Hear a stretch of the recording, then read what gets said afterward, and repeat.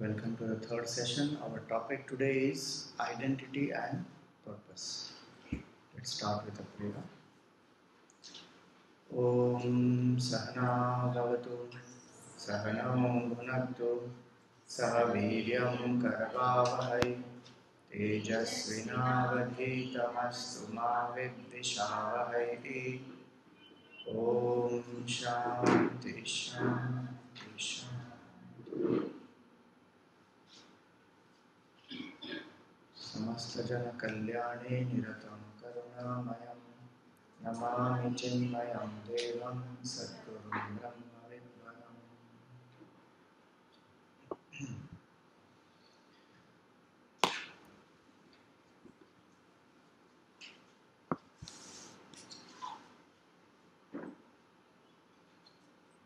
So it is said that our view of life determines our way of life. How I view my life, that is a very important aspect to determine how I will live my life actually.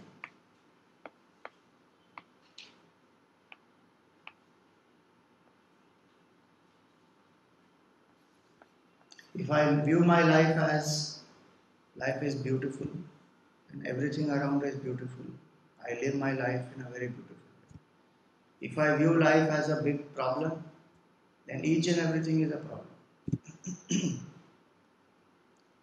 If I think that life is wonderful, Einstein said that you can live life in two ways. Either as everything is wonderful or nothing is wonderful. He in fact used the word wonder. You can live life as though everything is a wonder. So you are in a state of inquiry, questioning all the time. You wonder how even simple small things happen. How does an even plant grow?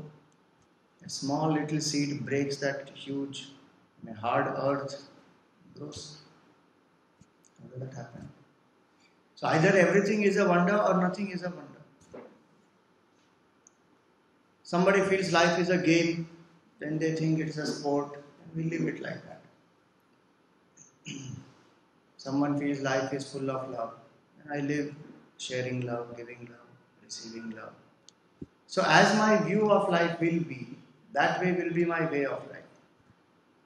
And as per my view of life also will be my purpose of life. This question many people have, what is the purpose of life? All of us have. Anybody who is thinking will have that question, what is the purpose of life? And different people will come up with different purposes.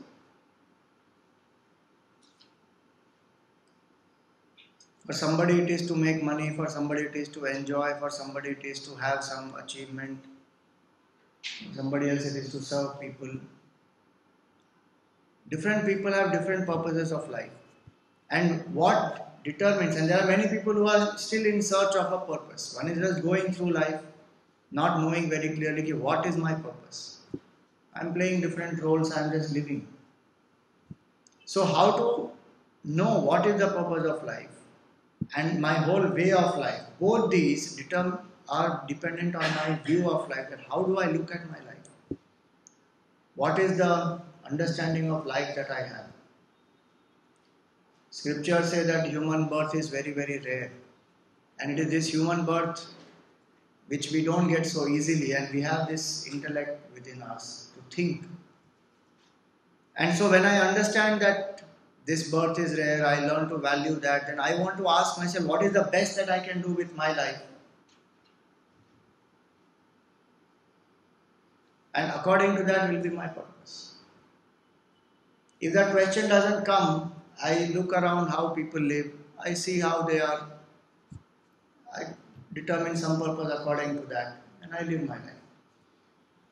So this absolute, this understanding of my view of life determines quite a lot of things in my life, the way I live it, the purpose that I have. And why is it that I need this purpose in my life, if we think about that? There may be many who may not be having any purpose, appears to be like that.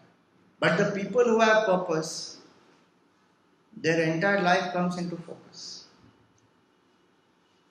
So much of potential which is there unmanifest in all of us will start manifesting.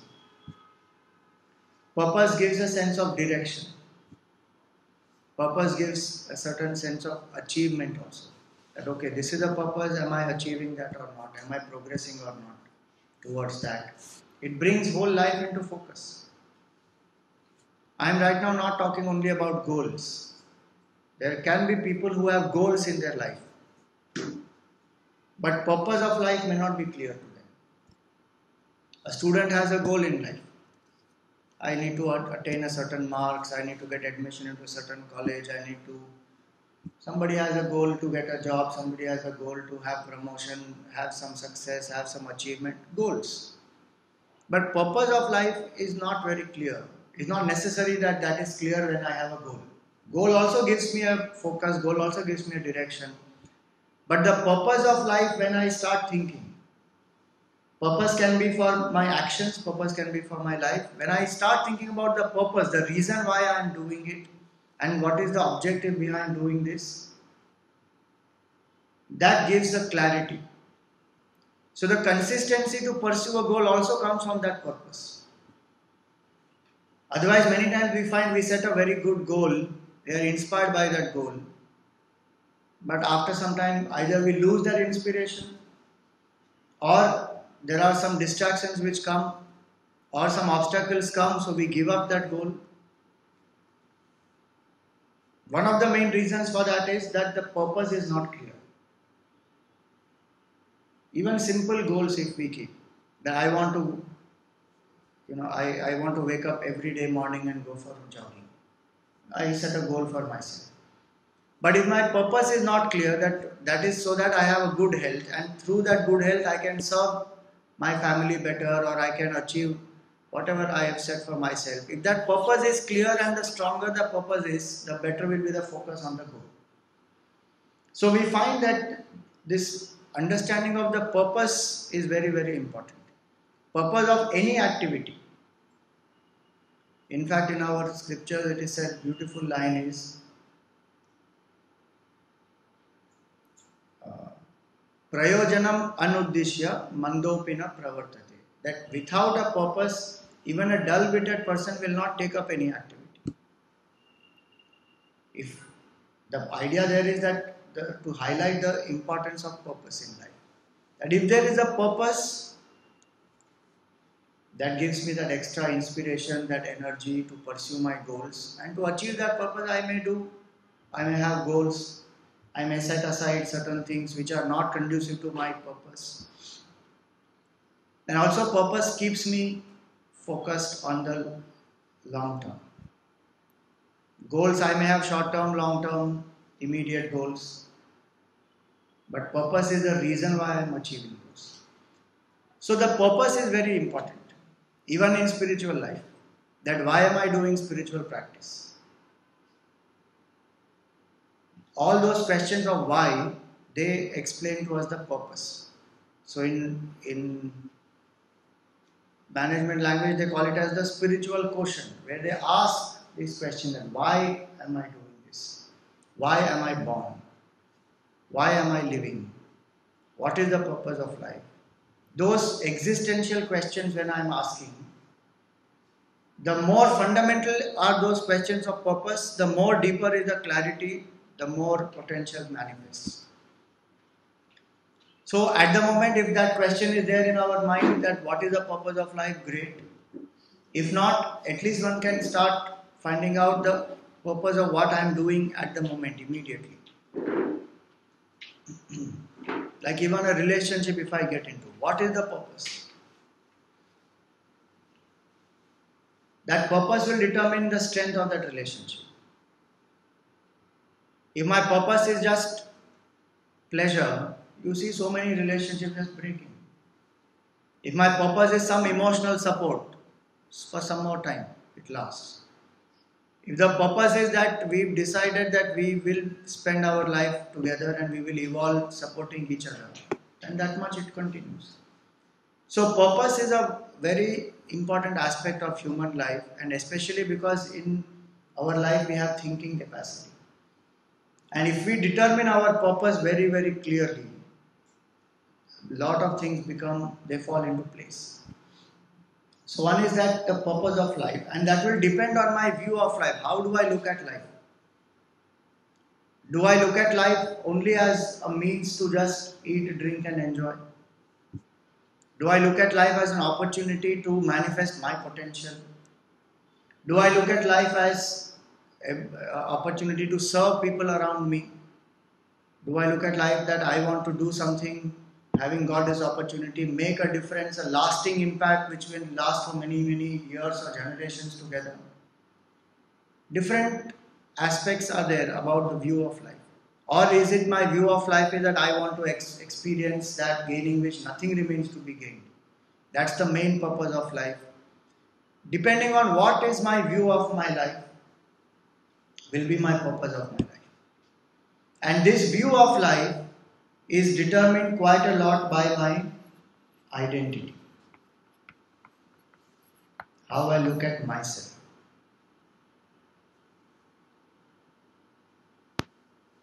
Generally, we are not taught this. We are only taught external aspects. But spirituality says this is the inside out approach to live life.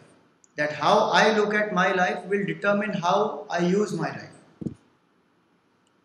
Outside in approach is change things outside so that will make my life better.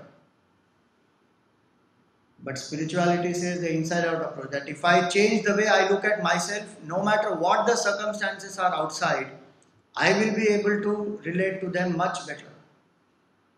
I will not be affected if it is adverse or a circumstance which is not favorable or conducive. And so what is my identity is something that I must ask myself. That how do I look at myself? There are different identities that we have. And a lot of times we are not focused on those identities. We are only focused on the actions that we are doing in those. So for example, I as a student, or I as a homemaker, or I am as a professional, I have an identity. Most of the time my focus is only on the actions I am doing in those. As a homemaker, how do I take care of my house and the people and what they think of me and what are the things I need to do. So action takes up all my time. I am not able to look at myself. The focus is not on me as that identity. And so I feel there is no purpose, I feel directionless. That's why many homemakers, they don't feel empowered. They feel I am just taking care of a house. And same thing happens to even professionals. They work, then the work becomes mechanical at some point in time. Because the purpose has not been clear, and the purpose is not very clear because the identity is never strengthened. I don't think about that identity. As I ignore that more and more, there is hollowness I feel inside. So the identities that we have, there are two different aspects to this identity aspect. One is that from different identities that I am having, as a father, as a son, as a friend, as an employer, as a so many siblings, so many different identities I have. One is that I must be able to identify which is the main identity at a particular stage in my life. As a student, I have many different identities, but this is my main identity, that I am a student. And based on that main identity will be the purpose of all my actions. And all my actions will get focused according to that. Generally, we have this understanding of this is my main identity. But again, as I said, we get lost in the work.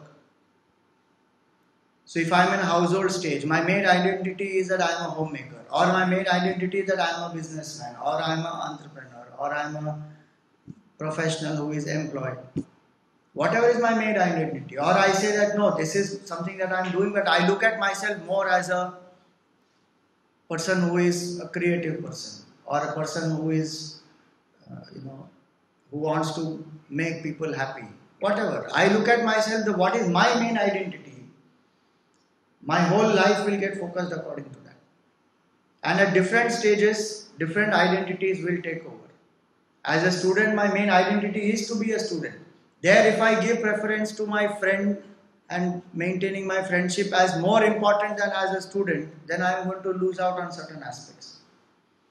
So one is to understand what is the main identity at a stage of my life. And second is to then prioritize these identities. In Mahabharata, we find that Arjun had an identity of a soldier in the war to protect righteousness. And for 12 years he has prepared with all, he did so much of penance and got weapons and blessings and many things. He prepared for the war. And in the war, his identity is that I am a soldier to protect righteousness. And suddenly what happens to him? That main identity of his shifts. And he starts looking at himself as an individual who is a member, who is related to the opposite the enemy. So instead of looking at himself as a soldier and the opposite person as a soldier, now he is looking at himself as a grandson of my grandfather, as a student of my teacher. And now when that identity has shifted, his purpose also shifted. So instead of protecting righteousness now, he says, why should I even fight? I don't want to kill them. They are my own people. And all the arguments he builds. What happened to him? The prioritization did not happen. And he got completely overwhelmed by some other identity. So his purpose shifted, got very, very confused. And all that the Gita did was to change his perspective, bring him back to the original identity by making him aware that this is your true identity. And so in life we find that there are many, many identities that we have. We should be very, very clear on this is my main identity at this stage of my life, in this particular, even it need not be a stage of life, it can even be in a specific interaction. That when I am a father, when the child is very small, then I act like a parent. That's my identity. And I am training the child or disciplining the child or expressing my love, whatever I am doing that time. As the child grows up, my identity has to change. I may still be a parent, but in that, my identity becomes more of maybe a friend. In India, we always say that, the children grow out of childhood, but parents don't grow out of parenthood. That's why this conflict also keeps happening. So it can be in a particular relationship, it can be in a particular stage of life, it can be in a particular work, that what is my main identity there. Arjun as an archer, his identity also kept changing. At some points in time, he was called upon to protect dharma in a larger context. At some point in time, he was just practicing as an individual archer. At some point in time, it was that he was a student of his teacher and he was learning that archery. So our identities keep changing. And the main identity what we have is what will give us will give us the purpose in life, will give us the focus in life. And that identity, we must not only become aware, but we must also learn to prioritize these identities. So that I know exactly that this is my priority and I keep achieving what I want to achieve. Otherwise, we don't think. So one aspect is to prioritize so that we keep distractions away. We keep remaining focused on the main purpose. And second also is to balance these identities. It is not necessary that one identity overshadows everything else, which is what happens in our daily life when we see. A student has to just come to 10th standard, finished.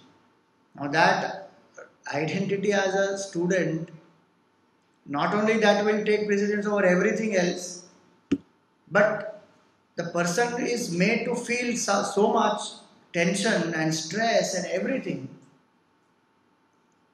Even basic things like food and sleep and exercise and the whole balance of life goes away. Why? because that one identity overshadowed everything else. And nowadays it is such that child may not be in tension because he's in 10th standard, but the parent is more in tension. Kya re, ye mera bachcha 10th standard. And if the child doesn't have tension, parent is much more tense. Here he doesn't have any tension. Right now the exam season is going on. I'm telling you, lots of people today who are not here, the main reason will be because their child is having one exam. When? Next week. No, I need to be home, Swamiji, just to ensure that he studies. So one identity takes over so many aspects of our life, and we ignore all of them. As a professional, I become such a workaholic that I don't have time for my own family. There's a famous story of that young boy, small boy, who asked his dad, "Dad, how much do you make an hour?" So the dad says, "I make 1,000 rupees an hour." So the boy says, "Can you please give me rupees 100?" And the dad gets so annoyed. He said, "First of all, why are you asking me how much do I make an hour? And then why do you need money?" So the boy feels sad. He goes into the room and he sleeps. And the dad feels sad. So after dinner he goes and he says, "I'm so sorry, I yelled at you. Tell me, take this 100 rupees." And the boy takes that 100 rupees and then he goes to his cupboard, opens it, and he takes out some more money. The dad gets more angry, saying, "You already have money, why do you need more money?" And finally the boy comes and he says, "Dad, this is 1,000 rupees. Can you please spend an hour with me?" And that father suddenly realized that he has not been able to spend time with his child. Just completely focused on that work. And he may say that I'm doing this for you and I'm doing this for your, for the comfort that I can give you, which is fine, but the child also needs that time. So the balancing and the prioritizing, these are two important aspects of my identities. And if I do this balancing in my mind, then it will manifest at the action level. Generally, we are focused so much on the activity part that we don't strengthen these identities. And that's why there is no deeper satisfaction. Like even my spiritual identity, that I am a spiritual being, hardly we are even aware that I have a spiritual layer of my personality. And I am a spiritual being, and that identity needs to be strengthened.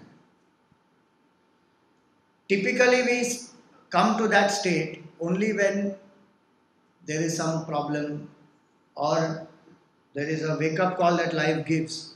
Some very tragic situation happens. Then I suddenly start questioning these basic things of my life. But that kind of a need will not arise if I have been regularly strengthening my spiritual identity.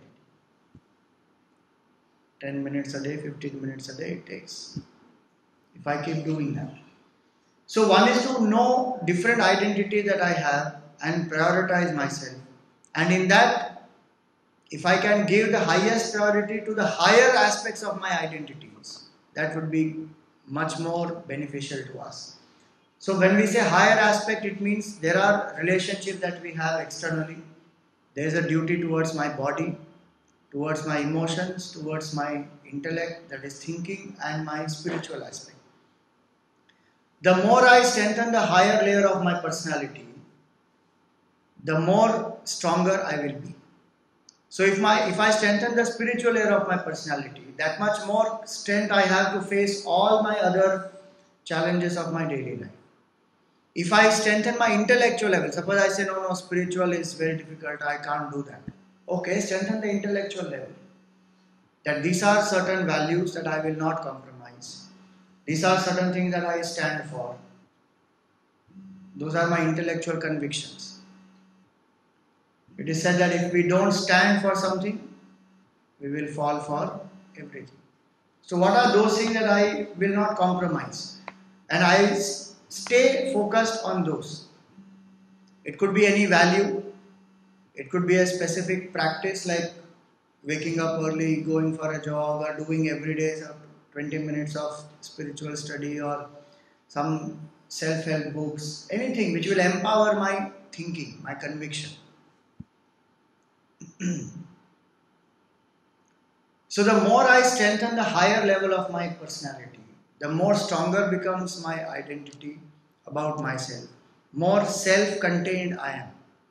Things outside will bother me less. But because I am not strengthening these identities, I appear to be weak. Any passing thing can make me collapse. And generally we want to strengthen our relationships with people, our achievements, our success, our profits. And through that we feel we are strong. That is what is called as outside-in approach. So if my identity is derived from things which are external, it will be very shaky identity. But if my identity is derived from something more deeper and internal within me, I am centered within me. And that makes me strong enough to even achieve things outside. And so in this topic of identity and purpose, not only should I identify what are the various identities I am playing, roles I am playing outside, but also within me what are the identities that I have, which I am not even bothered about or I am not even aware of. Those identities must get strengthened. Because the whole crux is there. How I look at myself determines how I look at my life and how I live my life. And so this is one aspect of identity and purpose, that let me become aware of different identities. If you want, you can take time out sometime and write down different identities that you perceive about yourself. And in that, how many are the external ones? How many are the internal ones? And what am I even doing to strengthen the internal identities? Like emotional level, to become emotionally balanced, to become emotionally strong, that I keep giving love rather than demanding or waiting, to be able to let go of hurt and forgiveness, to live at an emotionally very positive level. What am I doing? At the physical level, the food, the sleep, exercise, recreation. What am I doing at this level to empower myself? So if these four identities of mine, physical, emotional, intellectual, spiritual, I strengthen these four identities, my other identities which I have, whether it is in my relationships, in my work, whatever it is, those will automatically get better.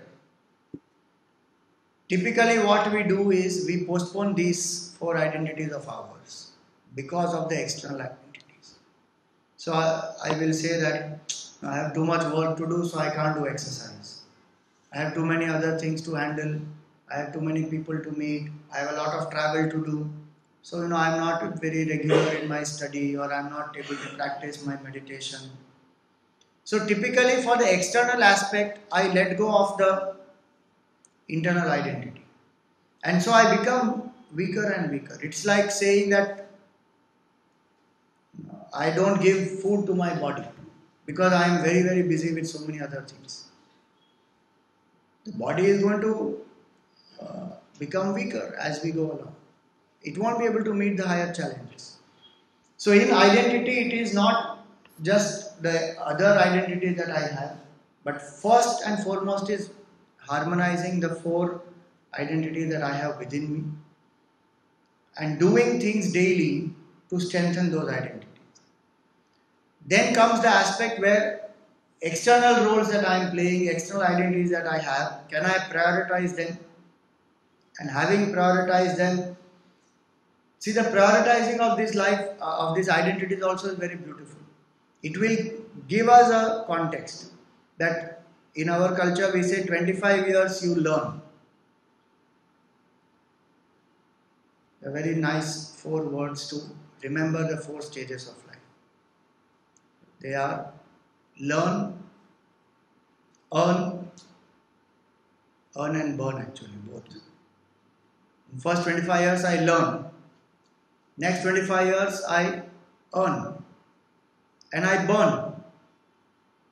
Burn the money that I want, and I get burnt also in that process. Third is U-turn. Slowly, slowly learn to turn within.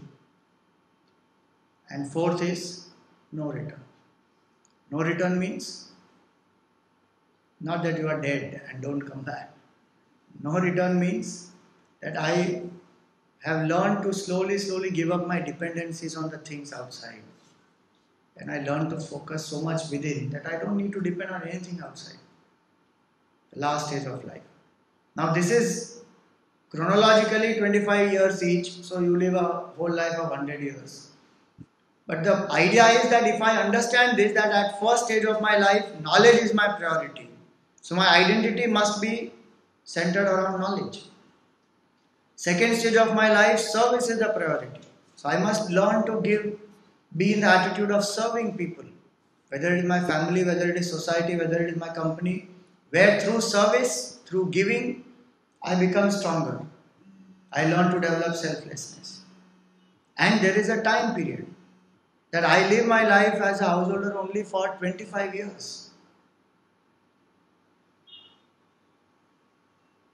Not that literally I will go away into forest after 50 years of my life, in the third stage between 50 and 75, but somewhere I have to turn within, withdraw. A lot of generation gap, conflicts in the families between the parent and the child will not happen, because the tendency to control, one should let go. Beyond 50, beyond 60, just let go and give it to the next generation. Let them do what it's their time now. Slowly, slowly withdraw. So the priority there becomes learning to turn within. And then the fourth stage of life, the priority is only knowing who am I. That what is my true identity. The beauty of this is that if I play my identities very well through my life, the whole point will be to understand what is my real identity. Because these are only the roles that I am playing. In the whole life, whether as a son, as a father, as an individual, as an employer, what all I have done, these are only roles I am playing. Who am I is not known to me. But if I have done this properly, I have prepared myself to inquire into the most important aspect. The fundamental question about my identity is, who am I? That inquiry may not even make sense at this stage of my life. Who am I? I am this. Over. The question ends there. But that's because my attention is very external. Slowly, slowly, as I learn to focus more and more selflessly, doing my work, more and more in attitude of giving, more and more I strengthen my internal identities, this question will become a burning question, that I really want to know that who am I? What is my true identity? And that is my purpose. So, ultimate stage of life, in the last stage of life, one focuses on this main question, that who am I? And to know that who am I, that what I am actually seeking outside, in terms of happiness or love or peace, is all my true nature already. Not as a mind, not as a state of mind that I have a very peaceful mind, I have a happy mind. That happens on the way, through my household life, through my student life, through my retired life. What I am seeking is not a state of mind, it's mind, because it comes and goes. Mind keeps changing. What I am seeking is something beyond that. All these aspects, the deeper aspects of life, they become clear to us when I live my life in this way. Playing my identities well, balancing very well, knowing when to drop certain identities and take on the other aspects of life. How easily we do the transition from a student to a householder. In fact, one is waiting for that. When can I move out of that? But after that householder to the next stage, transition doesn't happen. Once a householder, always a householder. But that should not be like that. I may be still living in the house, maybe with my family, but internally I slowly let go of that strong identity that I have, and I take up higher aspects of my identity that I want to learn to turn within. How many years will I eat, drink, enjoy, just maintain relationships? For how long?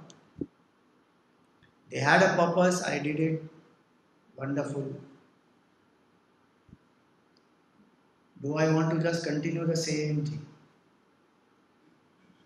Even in management, they say that, if you keep doing what you have been doing, you will keep getting what you have been getting.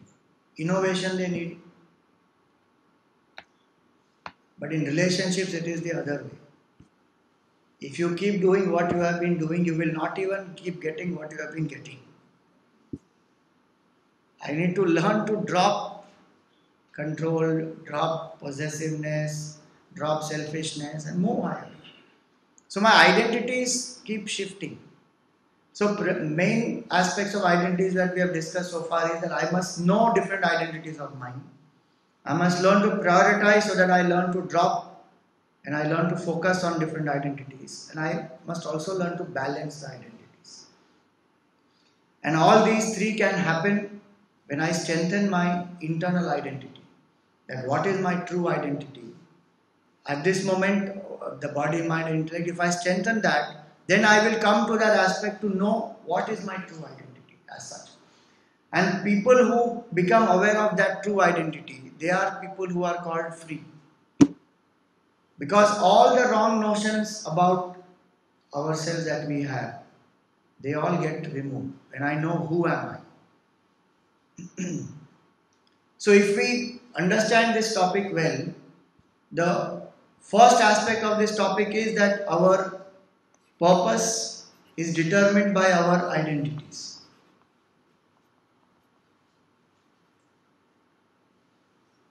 And as I live like that, my purpose itself will become to know what is my identity. If I have not come to that, that means the clarity is not there.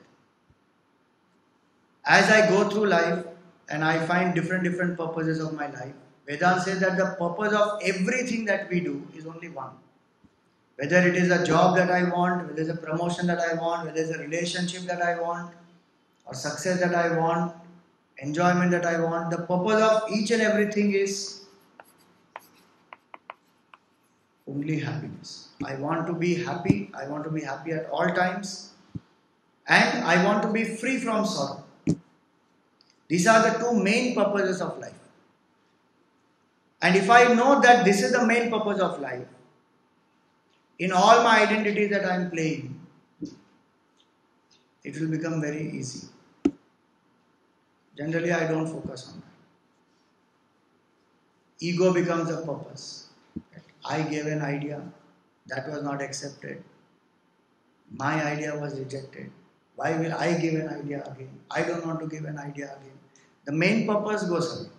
I get stuck in some ego, I get stuck in some selfishness. Even in relationship. Harmony in a family can happen when the focus is that if all of us can live harmoniously, happily, lovingly, we all will be happy. The purpose of a relationship also is that, to experience love and happiness. But how much tension and struggle in that? How much conflict we give to each other? Why? Because the main purpose is not clear to me. Purpose is not clear because identity is not clear to me. And so the Vedanta tells us that happiness is our true purpose. To be free from all conflicts, to experience happiness at all times is our main purpose. And that main purpose, if we focus on, we will attain what we want to attain, doing our roles, and it will be very easy for us to let go of petty little things. Otherwise, ego takes over. In the Gita, that's why we find Arjun gets so overwhelmed by his emotions and he collapses. He can't do his duty. Actions become ineffective for him. He feels that it is useless even to fight the war. Because suddenly he lost his identity, he lost his main purpose. That through protection of dharma there will be happiness in the society. That whole focus went away. So he says, no, by not killing them I will be more happy. So in our life, when the purpose is not clear, identity is not clear, just imagine how do we live our life. So much conflict keeps happening.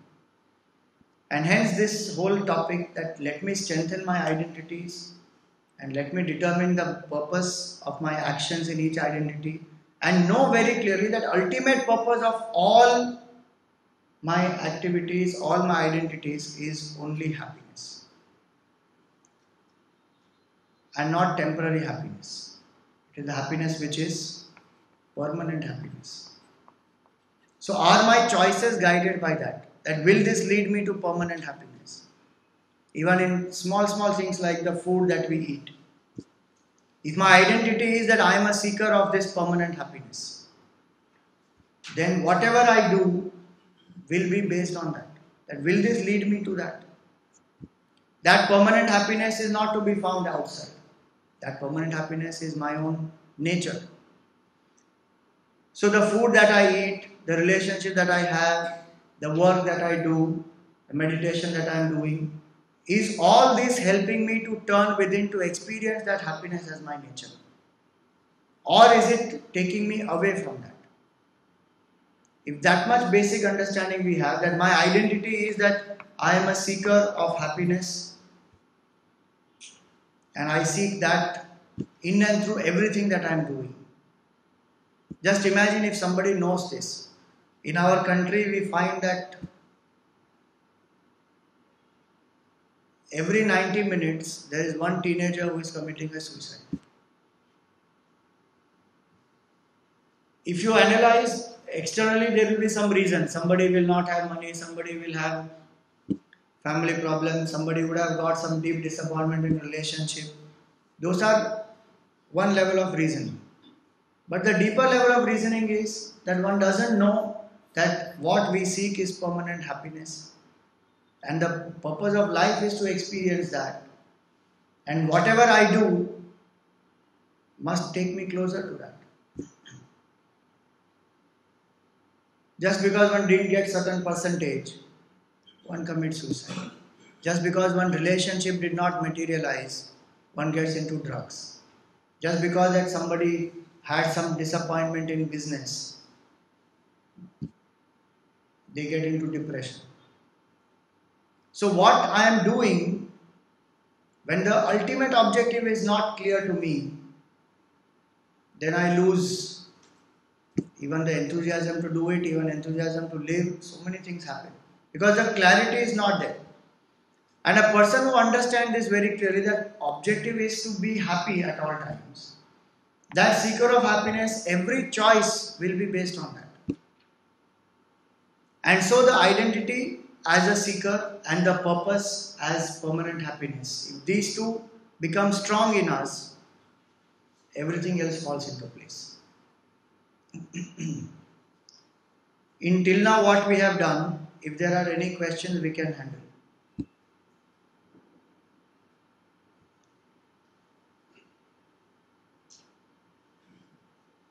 You said that when it was 25 years. Now, they say that Vedanta is actually for the young. For the youth. Okay. Now, when we are categorizing these 25 years, it actually has to start at the age of 70. So how do you? No. See, the point is not that Vedanta is to be learnt at 50 years. First stage of life is 25 years, right? Where learning is the most important aspect. The knowledge is given in that stage itself. The Gurukul system which we had, and again remember 25 is only just a number. Today the life, suppose we say life expectancy in fact has increased because of medical science. So according to our life we have to decide. Suppose we say okay 90 years is what we are living, decide accordingly. So in the first stage of life itself, in the spiritual, in the first 25 years, the spiritual knowledge and the knowledge of the world, of how to live, how to make a career, etc., both are given. Unfortunately, that's not there in our education today, so we are very confused. And we think that spirituality is a post-retirement plan. But it's the other way actually. The earlier I know this fact that I am a seeker, happiness is my nature, and that is what I need to learn to turn within. I am unnecessarily depending on things outside. The better will be my life. So Vedanta does not start at 50 years. You are already given that knowledge, but I am not having that capacity to sit quietly, and also that I need to experience so many things in my life. So I need to do work, I need to have relationships, I need to serve the society, and all that as I do to understand the temporary nature of life. Not life, sorry, happiness. That externally I will get only temporary pleasure. It will not be the permanent happiness which will solve my problem of what next, which will solve the issue of emptiness, which will solve the hollowness in my life. Even to experience that hollowness, I need experiences in life to go through. Hence we say that okay, for 50 years if one has gone through all these, and you introspect that okay, now will I keep doing this? I have done whatever I wanted, I have got. Money, wealth, power, relationships, enjoyment, everything I got. Now what next? There will be an emptiness which will be there in the mind of the person. So generally it is said that having gone through this phase of these two phases of life, one will come to that maturity, or one if doesn't come to one doesn't come to it directly. At least one has been told, okay, at 50 years learn to turn within, and slowly that person may start. Now that's the only reason why it is at 50. You will see a lot of example of saints and so many other great people who have turned much earlier in their life.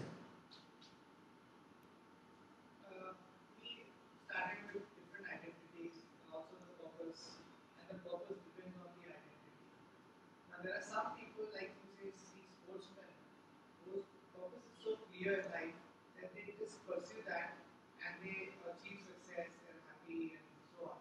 So they don't worry about the identity. So my question was that although I agree to a certain extent, but it seems like a longer way, but there are people who directly pursue their purpose without really thinking as how am I going to my each and every action.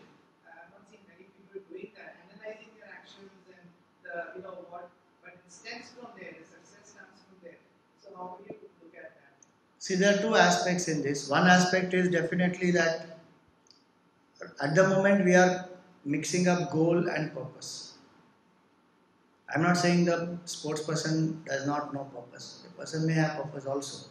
But goal is not same as purpose. I may have a goal, I get focused on the goal, I achieve the goal. That doesn't mean that clarity on purpose is there. One aspect. Second aspect is that even if that success is there, it is a success in one aspect of life. Right now we are not addressing only one aspect. We are asking the most fundamental question, what is the purpose of life? Why am I even here? That. Third also is that it is also true that when I do not analyze this way, I am not able to balance. There may be a certain phase in my life where I need to give priority to my career, which is where we said prioritizing is important. And is it also not true that all the sportsmen, along with their prioritizing, where they do sacrifice, like if we say Tendulkar has played cricket for 22 years, he has not been able to give that much time to the family because his priority was cricket and the country and the game and whatnot. But it is also true that along with their priorities, some balance has to be struck or not. And did he strike that or not?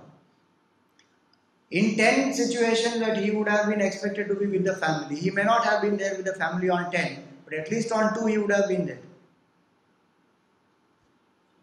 So the balance does come.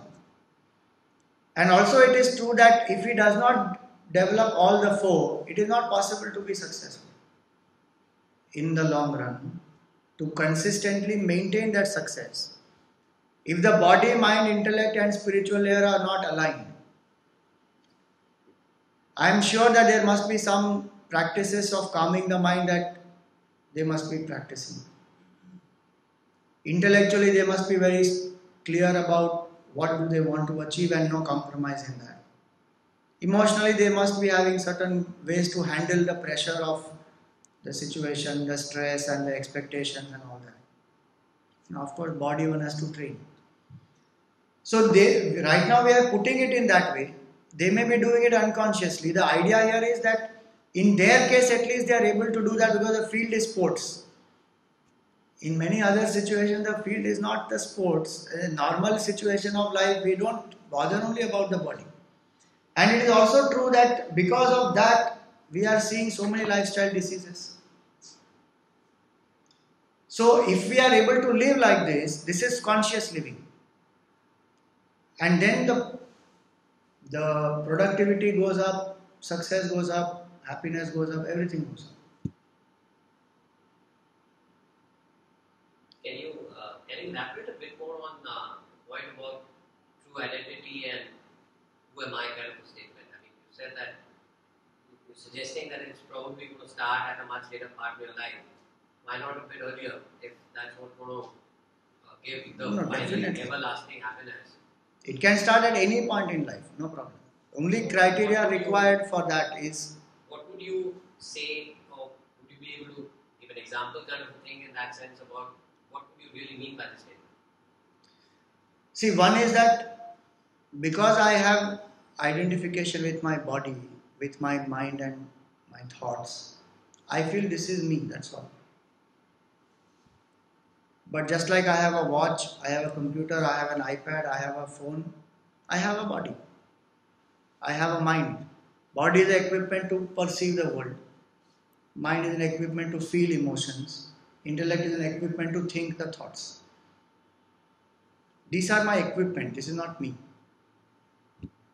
But this very question that if I am not this equipment, that who am I, it doesn't bother me or it doesn't strike me because never have I been even told about this. In the earlier system of education, this was told to people. Examples were given of people who have done that kind of an inquiry to know their own true identity, and then they become a very different level of contributor to the whole society. Now today's system, we don't tell that. They don't even know that. And so the whole life goes without ever knowing who am I. Few people, they wake up to that question because of many factors. It could be an experience, it could be that they have been doing that in the past and now it has come to manifest in their life. Or even sheerly they have come across certain books, certain experiences, so many things, it could be positive or negative, which make them turn towards this question of who am I. In a normal person's life, just like we said some time back, if one lives properly, the way one is studying and then one is serving and then one lives the whole life 40, 50, 60 years, somewhere that question will come. That what is the purpose of life? Am I getting what I really seek? The person will seek out those avenues.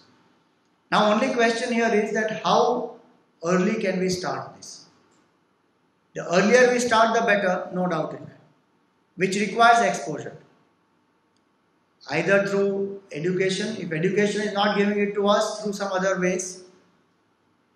People who are familiar in that fields, having certain sessions, or through satsang, or through some family acquaintance, or the family member itself can introduce, so many different ways can be there. The earlier one comes to that, the better. Why? Because only when I know who I am truly, can I play all my identities effortlessly. Otherwise I get stuck in one of them. Like an actor, who is the best actor? An actor can play all the roles to the best of his or her capacity only when that actor knows that I am not the roles. That I have a separate identity completely and I am playing this role, and when I am playing that role I am fully into it. But deep down I know very well that this is not me. That anchoring in that knowledge is what makes that person most efficient in the role that that person is playing. So if I know this very clearly, the attempt must be to get to this earlier. It should not be that at the end of my life I am trying to do this. Because then I am caught up in lot of other attachments already. That's why Shankaracharya said that when one becomes old, one spends most of the time in worrying. Worrying about what one has collected, what will happen to all that, what will going to happen next. And the baggage of memory that one is having is so high.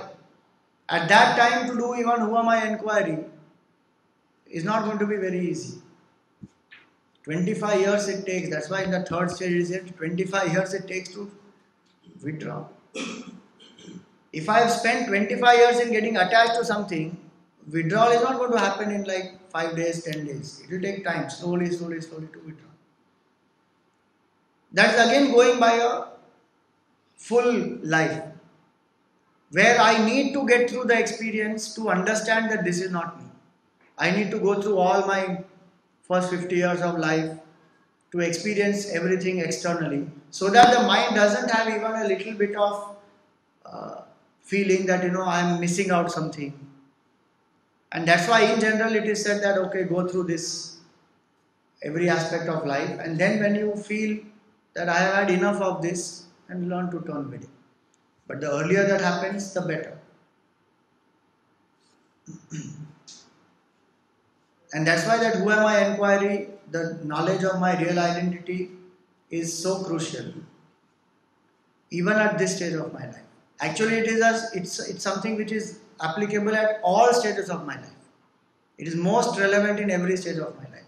And so in our culture, you will find people in every stage of life. There have been people who have awakened to their true identity. So, I mean, wouldn't it be that in every stage of your life, who am I as a different person?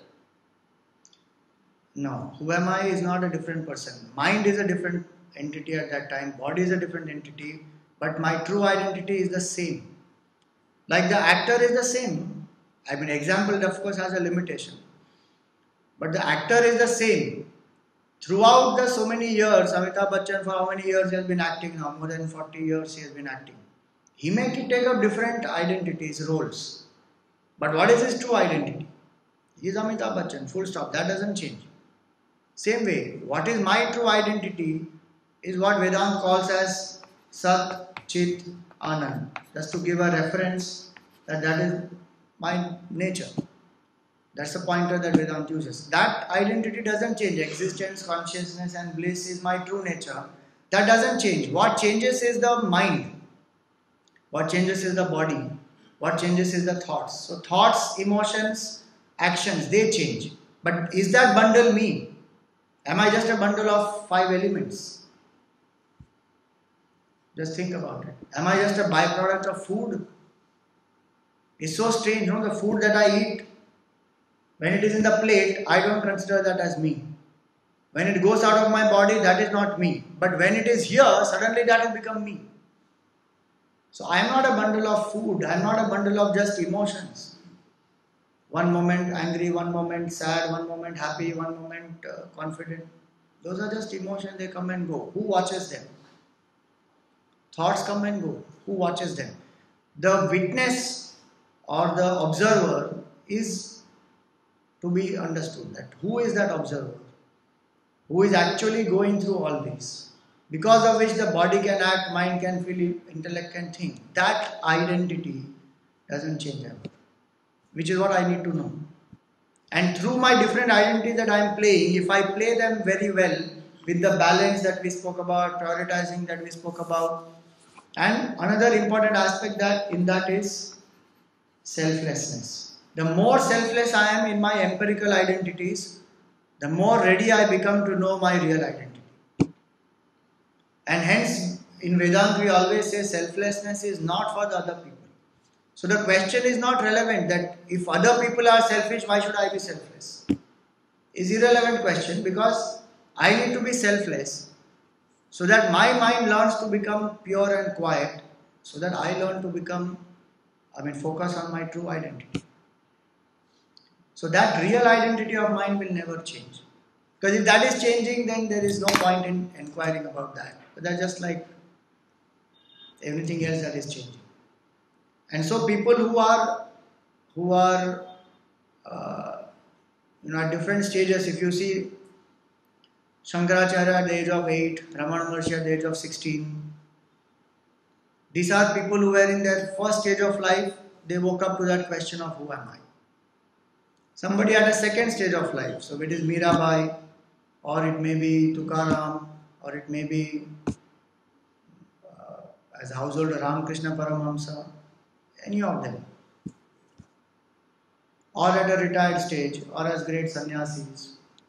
At any stage in life, I can learn to awaken to my real identity. Question is, am I eligible for it? Do I have the qualification for it? Because the mind needs to be able to turn within. It's very extrovert right now. And it takes time for the mind to turn within. And that's why that whole 50 years period is given. But if somebody is ready, that process can start whenever, at any stage of life. And it is a gradual process. What is that paradox? I could sense here. One is that to accidentally trial and error, you reach that stage of the true identity. Because we need all those 1,000 experiences. It will take us those 1,000 experiences to know the true identity. That's the process. On the other hand, we say that knowing the true identity will make you feel that these are all goals and playing. So on one hand, it's going to take time. On the other hand, it's an essential requirement to live seamlessly through life. So the essential requirement is an understanding for me to seek that. It's not a paradox actually. If I know very clearly that why do I need to know my true identity, that will be my drive to reach that. No? Otherwise, if it is only going to be that, okay, when I know my true identity, I will never come back into this world. So we say, no, I want to keep coming back into the world. Why do I need to seek that? But the fact is that only when I know my true identity will this life here and now change. And I will be able to play all the roles, and all that I am seeking, whether it is happiness, love, peace, everything that I am seeking outside, I will experience it right here and now. And not only will I experience it, I will be able to give truly only then, without possessing, without being attached, without fear, without anxiety. And that's what all of us want. I don't want a life of fear, of anxiety, of tension, of attachment. I want a life of peace and happiness where I feel good. Understanding that knowing my real identity is the actual way out to achieve my real purpose of life will motivate me to seek that, so that when I am going through all these 1,000 experiences, my focus is that is what I need to achieve. It's always like that, no? When you take up a journey, the destination you will know, no? Where you want to reach. And the destination where I want to reach, for that there will be whatever requirement. So suppose I want to trek and I want to be up there, let us say I want to go to Mount Everest. Now to reach that Mount Everest, I need to prepare myself constantly. If any one of them is missing, suppose I say I don't have a goal, I am just preparing. Can I prepare? The consistency and motivation will not be there. And if I say that only the goal is there, yeah, that is the goal, and I am going to start now. But you are not prepared for it. You can't just trek up 29,000 feet up there. You prepare now, step by step. So they always go together. I must know the goal, I must know the means, I must prepare myself for the means, and then start working. So my whole life, in fact, if we understand this very clearly, we will never ever think that what I am doing right now is of no use. A lot of people think like that. I am just a homemaker, I am just a professional, I am just working. And many people tell us, Swamiji, you are so lucky, आप ये सब मोह माया से छूट गए, हम सब फंसे हुए हैं. अरे कौन फंसा हुआ है? Nobody is फंसा हुआ. If the whole attitude is that I am preparing myself here, household life is one of the best ways to prepare. There is no doubt about that. It is not that only people who are sannyasis will realize the truth. It is not like that. Right here where I am, if I learn to be in an attitude of selflessness and giving, I learn to slowly turn myself I can realize the truth. So if I know very, very clearly the goal of my life and I know the means, then where I am, I will make the best use of it. There is no question of comparing, no question of feeling low, nothing. No self-condemnation, nothing happens. The confusion is that I am not responsible for all the identities which are being. Is it right that I have understood?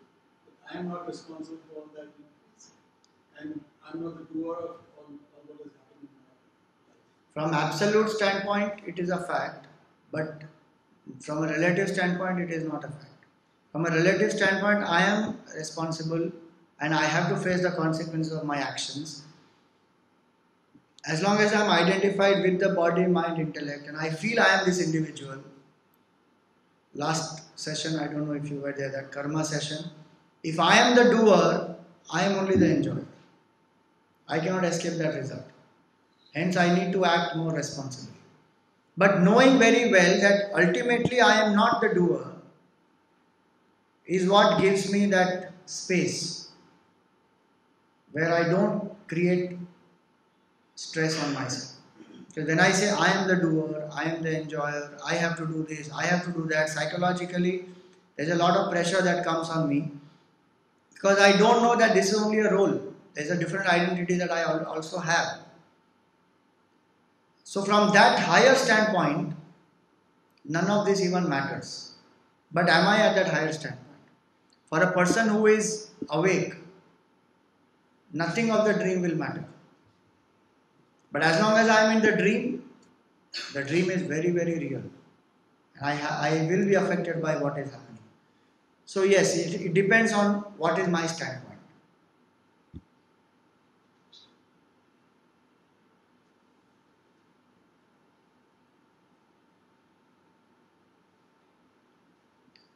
I'll just do conclude in one last point, that in the different identities that we play, we spoke about prioritizing, we spoke about balancing, we spoke about selflessness, and we spoke about preparing ourselves through these different identities to know my real identity. Now, one aspect here also is that in each of these identities that I am playing,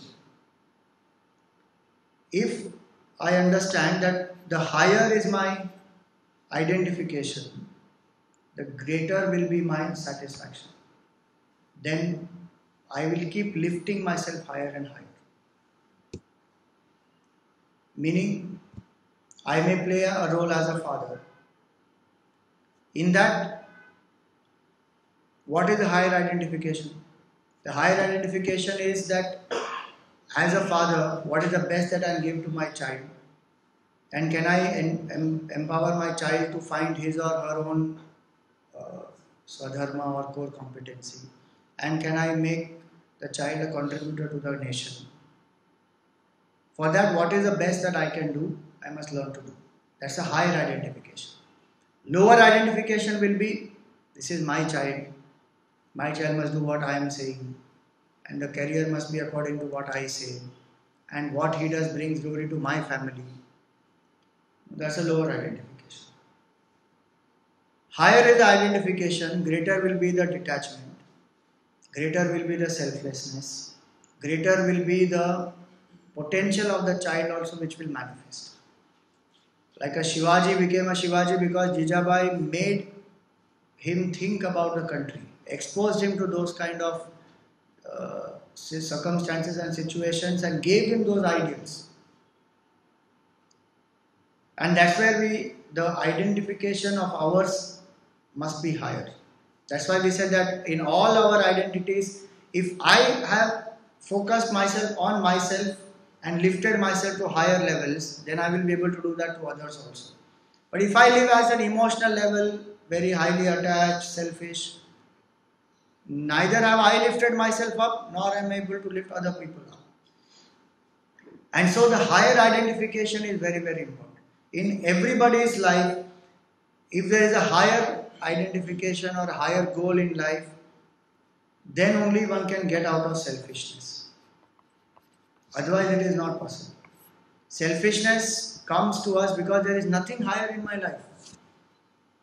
If you think about it, even in our country, if corruption is happening everywhere, it's because my identification is not with the country.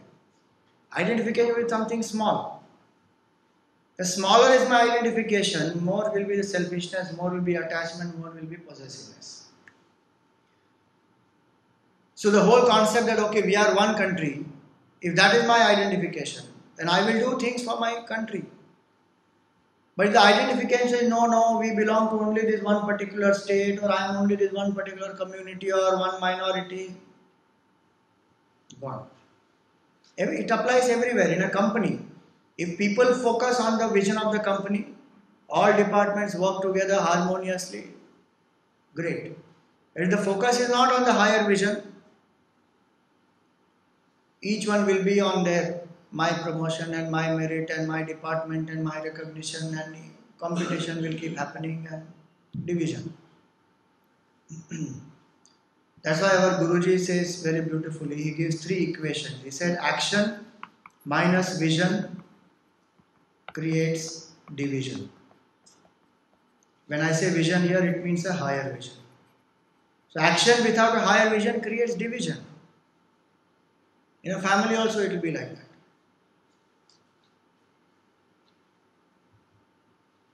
Majority of the serials you will see, they will show like that. And the character who creates the division is the most popular character. Action without a vision creates division. Vision without action, imagination. Big talk. We will do this, we will do that. ऐसा होना चाहिए, वैसा होना चाहिए. Nothing. No concrete steps. Only talk. Because vision without action. There is one higher vision is there. Okay, ऐसा होना चाहिए. Bas. Then sleep. It's only vision plus action is equal to transformation. I must have that vision, a higher vision in my life, and put efforts to live up to that higher vision. If I say that the family harmony is my goal, bas. You just think that Kauravas and Pandavas, they could not live together because the family harmony was not the goal. Duryodhana and Dhritarashtra and that whole group trying to prove Pandavas are inferior and they're fighting. So many families that happen, the infighting keeps happening because one wants to prove towards the other, I am greater, this is my right, that is your, this thing, and all keeps fighting. Because the vision is not there. But where the vision comes that we are one family, and wherever that happens, even in a team, if individual performance is more important to me than the team's victory or the country's victory, gone. But where the country is important or my team is more important to me, I let go. I do whatever I need to do for the sake of the goal which we all together want to achieve. So in our life, the higher is our goal. Higher is my identification, higher is my vision, and by higher vision we don't mean targets. We mean selflessness. We mean unity. We mean the inspiration to go out and serve and to give. That is called higher. Otherwise, in the corporate world, higher can mean also targets. You can have higher targets. There is no doubt in that. No problem with that. But is the inspiration high? Are people inspired by what that target is supposed to achieve? What difference does it make to people? One anecdote. I don't remember the name of that person. He was a former CEO of Pepsi company. And Steve Jobs, when he met him casually once, asked him a very simple question. He said, are you going to spend your whole life selling sweet water? Or do you want to make a difference to the life of people? Very simple question he asked him. And the result was that person actually left Pepsi, joined Apple, and became one of their whatever main contributors in that company. Because suddenly that question of purpose came to him. Am I going to only sell sugared water and just make money? I mean, what am I doing with my life? Is there something better that I can do? Is there a greater difference that I can make to lives of people? And when that vision came, it stuck in, okay, I don't want to do this, I want to do this. It shifted. It's ironical that he then threw out Steve Jobs. Oh, is it? His name was John Scully. Okay. And then again Steve Jobs came back. Going on. Yeah.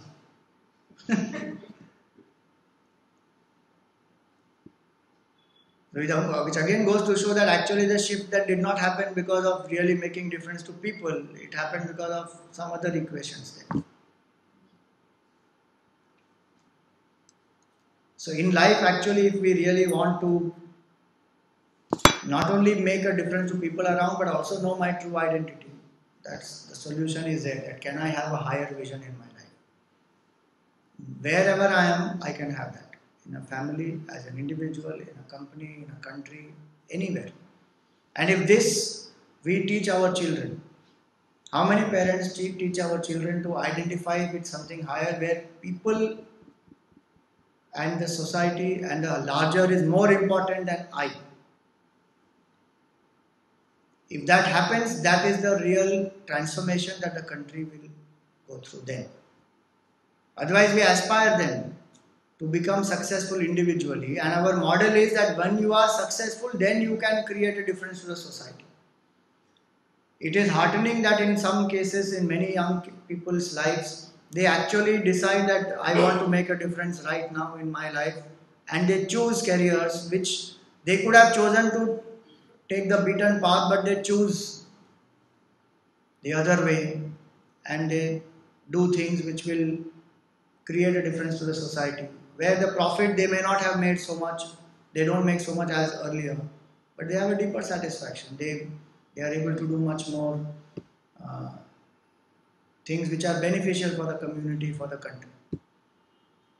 That trend also that's also a nice trend that is we are seeing in many last few years. What is the difference between, is there a difference rather between identity and self-esteem? And did you refer to this term self-esteem somewhere in the earlier portion of the talk? So the self-esteem is what I think about myself, how I evaluate myself, my plus, minus, whatever I feel about myself, positive, negative, that is my self-esteem. And the self-esteem can depend on various factors. Most of the time self-esteem depends on external factors, the looks, the money, the people's opinions, my achievements, success, all those. And a spiritual person's self-identity will depend more on the internal factors. And so when we speak about identity, in some ways it is connected to self-esteem. Because whatever I do is ultimately connected to my self-esteem, how I feel about myself. If I am strengthening those 4 levels of my personalities, my self-esteem is derived from within me. And that helps me to play my identities in my day-to-day life externally more efficiently, more strongly.